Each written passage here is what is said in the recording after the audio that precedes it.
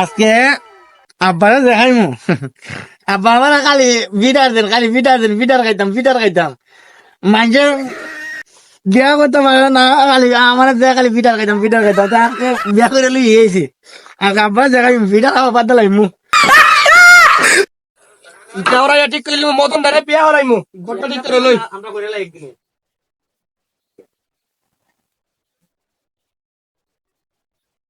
আব্বা করে বোধ আর হইব নয়। আমার পিঠার একটা দিয়া ধরা রাখছ আইটা আমার পিঠারে চাল পাগল নাই। আব্বা আমি আজকে বিয়া করে জানিয়েছি এত ইয়াল্লাহ ইয়াল্লাহ ই মতন এই অত বড় সর্বনাশ কিতা হলো রে আমার মান সম্মান সব শেষ রে